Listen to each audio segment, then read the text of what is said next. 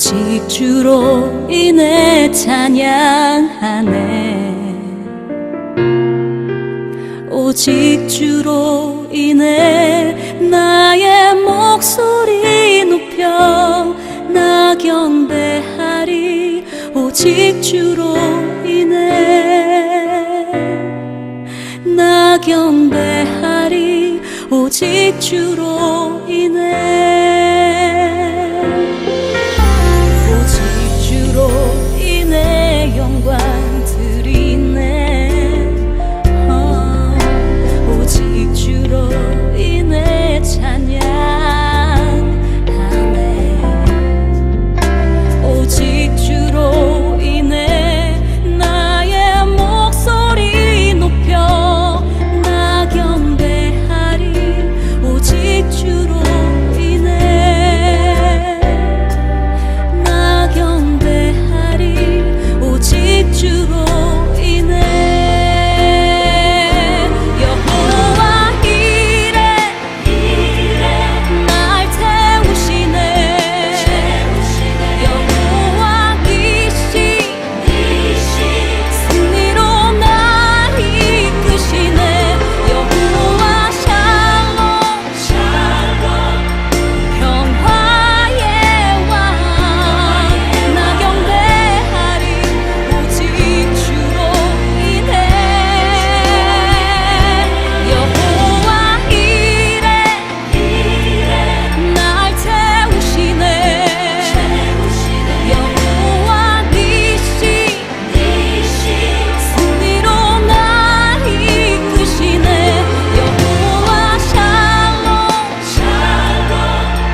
평화의 왕 나 경배하리. 오직 주로 인해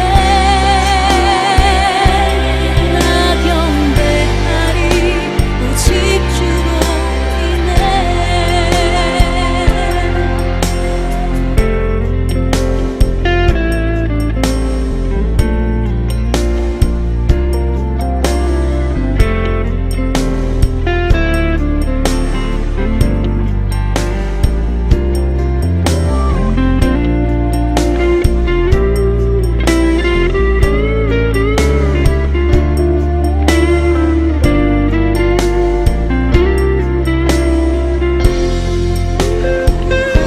여호와 이레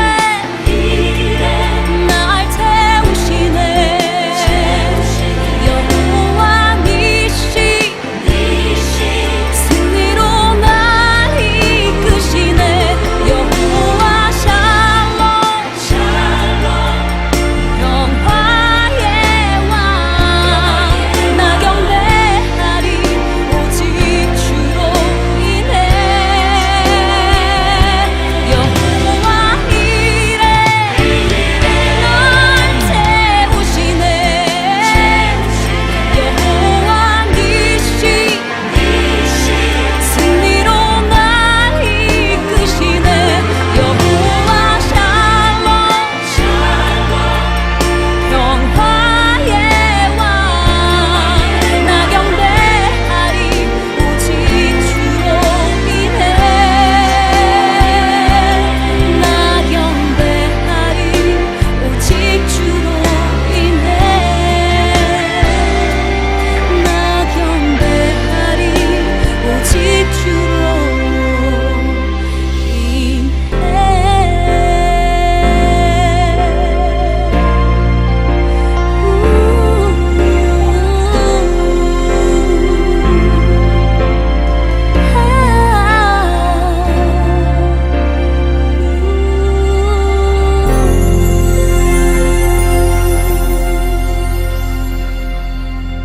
오늘 함께 묵상할 말씀은 누가복음 22장 47절로 62절 말씀입니다. 47절. 말씀하실 때 한 무리가 오는데 12 중에 하나인 유다라는 자가 그들을 앞장서 와서 예수께 입을 맞추려고 가까이 하는지라 예수께서 이르시되 유다야 내가 입맞춤으로 인자를 파느냐 하시니 그의 주위 사람들이 그 된 일을 보고 여짜오되 주여 우리가 칼로 치리까 하고 그 중에 한 사람이 대제사장의 종을 쳐 그 오른쪽 귀를 떨어뜨린지라 예수께서 일러 이르시되 이것까지 참으라 하시고 그 귀를 만져 낫게 하시더라. 예수께서 그 잡으러 온 대제사장들과 성전의 경비대장들과 장로들에게 이르시되 너희가 강도를 잡는 것 같이 검과 몽치를 가지고 나왔느냐? 내가 날마다 너희와 함께 성전에 있을 때에 내게 손을 대지 아니하였도다. 그러나 이제는 너희 때요 어둠의 권세로다 하시더라. 예수를 잡아 끌고 대제사장의 집으로 들어갈새 베드로가 멀찍이 따라가니라. 사람들이 뜰 가운데에 불을 피우고 함께 앉았는지라. 베드로도 그 가운데 앉았더니 한 요종이 베드로의 불빛을 향하여 앉은 것을 보고 주목하여 이르되 이 사람도 그와 함께 있었느니라 하니 베드로가 부인하여 이르되 이 여자여 내가 그를 알지 못하노라 하더라. 조금 후에 다른 사람이 보고 이르되 너도 그 도당이라 하거늘 베드로가 이르되 이 사람아 나는 아니로라 하더라. 1시간쯤 있다가 또 한 사람이 장담하여 이르되 이는 갈릴리 사람이니 참으로 그와 함께 있었느니라. 베드로가 이르되 이 사람아 나는 내가 하는 말을 알지 못하노라고 아직 말하고 있을 때에 닭이 곧 울더라.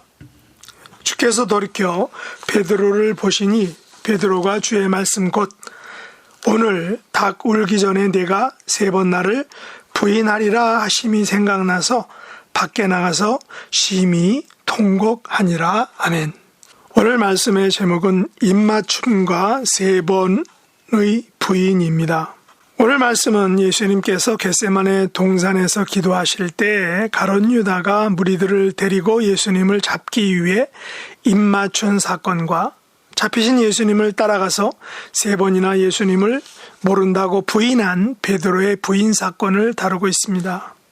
참 안타깝게도 오늘 본문에는 예수님의 제자 중 가룟 유다와 베드로의 실망적인 모습을 보여주고 있습니다. 물론 가룟 유다의 배신과 그의 최후는 너무나도 가슴 아픈 일이고 황당한 일이지만 예수님의 말씀처럼 그는 욕심과 배신으로 제 갈 길을 가게 되는 것을 보게 됩니다. 그러나 베드로의 이 3번의 부인과 실패는 후일 이것이 그를 더욱 깊은 신앙으로 인도하는 계기가 됩니다.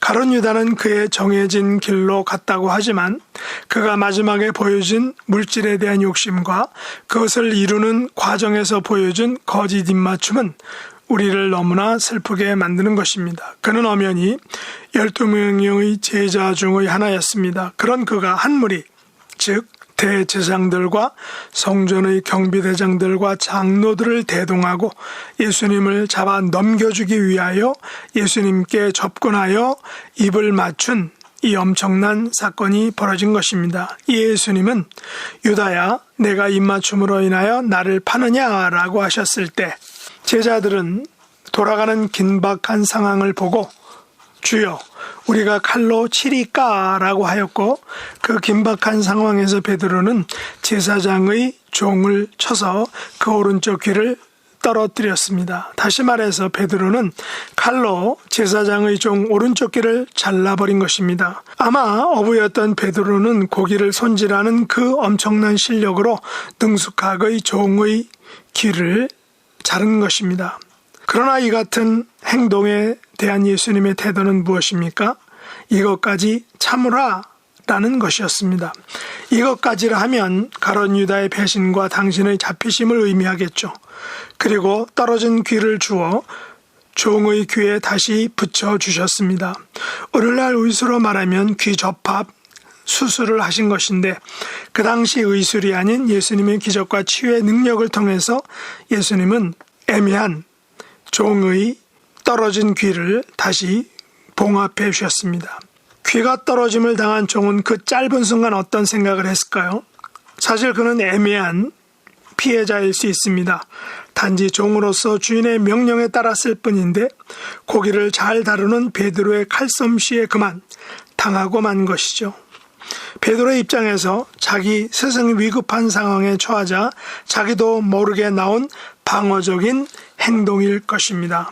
그러나 예수님은 이것까지 참으라 라고 말씀하시며 당시 법적인 구속영장 청구서도 없는 강제적인 법 집행, 불법적인 법 집행, 그것도 아무 죄도 없는 사람을 군사를 대동하여 잡으려는 것을 예수님께서는 참으신 것입니다.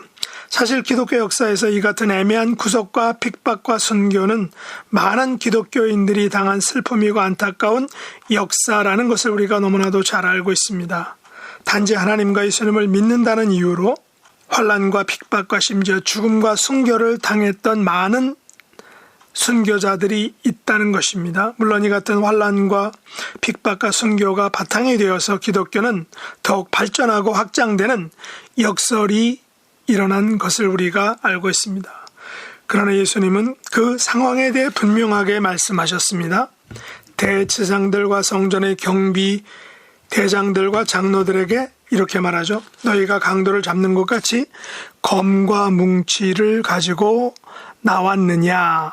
내가 날마다 너희와 함께 성전에 있을 때 내게 손을 대지 아니하였도다. 그러나 이제는 너희 때의 어둠의 권세로다 라고 말씀하셨습니다. 예수님은 법적인 근거 없이 힘과 권력으로 당신을 잡으러 온 그들에게 당당하게 그들의 불법성을 언급하신 것입니다. 그리고 그들이 어둠의 권세에 놀아나고 있다는 것을 분명히 알려주셨습니다.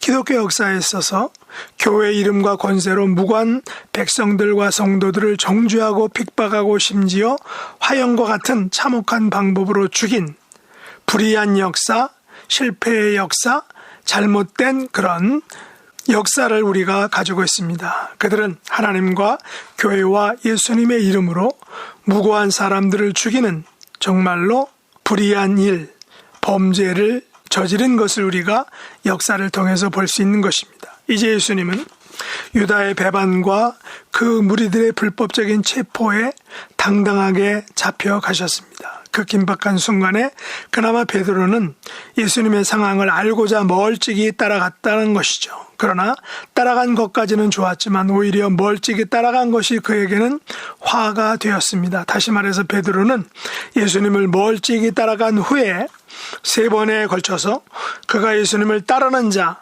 예수님의 도당, 갈릴리 사람이란 질문을 받자 3번 모두 부인하고 절대로 예수님의 제자가 아니라고 답변했던 것입니다. 베드로는 자신이 예수님과 함께 있지 않았다라고 답했습니다. 베드로는 자신이 예수님의 도당이 절대 아니다라고 답했습니다. 베드로는 자신이 갈릴리 사람 즉 예수님의 제자가 전혀 아니다라고 답한 것입니다. 한두 번이 아닌 3번이나 강력하게 부인한 베드로는 이렇게 답하였습니다. 이 사람아, 나는 내가 말하는 말을 알지 못한다. 나는 내가 하는 말을 알지 못한다. 나와는 전혀 관계없는 사실이다 라고 말한 것입니다. 그러나 베드로가 이 말을 할 때 예수님께서 베드로를 돌이켜 그의 얼굴을 보셨습니다. 아마 이 베드로도 자신을 보시는 그 예수님을 마주 보았을 것입니다. 예수님의 얼굴과 베드로의 얼굴이 서로 마주쳤을 때 베드로는 이 사람아, 나는 내가 하는 말을 알지 못하노라 라고 자신을 변호하고 답변했던 것입니다. 베드로는 예수님의 얼굴과 마주쳤을 때 얼마 전 예수님께서 해주셨던 말이 생각났습니다. 베드로가 예수님을 3번이나 부인했을 때 자기 얼굴을 보시는 예수님을 볼 때 그는 어떤 마음과 심정과 표정을 지었을까요? 매우 난감하고 쥐구멍이라도 찾아 들어가고 싶었을 것입니다. 얼마 전 한국 축구는 아시안컵 4강전에서 요르단에게 허무하게 패하였습니다. 한국팀 주장은 죄송하다 고개를 숙여 말하고 많은 사람들은 감독과 몇몇 부진했던 선수들을 욕했습니다. 그러나 대부분의 사람들은 죄송하다 말하는 그 주장을 보며 욕하기보다는 최선을 다한 주장과 선수들을 격려하고 칭찬했습니다. 오히려 감독에 대해서는 그 대단한 최정상급 선수들을 잘 활용하지 못했던 감독에 대해서 욕을 했던 것입니다. 마찬가지로 당신을 3번이나 부인한 베드로의 얼굴을 보신 예수님은 베드로에 대해서 어떤 마음을 가지셨을까요? 그를 욕하고 3번이나 실패한 것을 심하게 나무라셨을까요? 그런 마음을 가지고 베드로를 보셨을까요? 아마도 예수님께서 돌이켜 베드로를 보실 때 예수님은 그를 용서하시고 이해하셨을 것입니다. 물론 그가 3번이나 예수님이 보는 그 자리에서 부인한 것은 사실이죠. 그러나 예수님은 3번의 부인 이후에 그가 밖에 나가서 심히 통곡하였고 그 후에 그에게 일어날 믿음의 변화와 용기와 성장과 성숙을 꿰뚫어 보셨을 것입니다. 실패는 성공의 어머니란 말이 있듯이 베드로는 3번의 부인 후에는 그리고 예수님의 부활을 경험한 후에는 확신하고부터는 3번의 부인과 같은 실수와 실패와 배반을 결코 하지 않았다는 것입니다. 가룟 유다의 입맞춤과 배신은 자살이란 극단적인 선택으로 마쳤지만 베드로의 3번의 부인과 배신은 후일 고난을 이겨내는 믿음이 무엇인지를 알려주었고 결국 십자가에 거꾸로 매달려 죽는 순교까지 감당하는 믿음의 승리를 우리들에게 보여주었던 것입니다. 우리는 달콤한 말과 입맞춤의 배신을 조심해야 합니다. 우리가 이런 일을 행하지 않아야 하는 것이죠.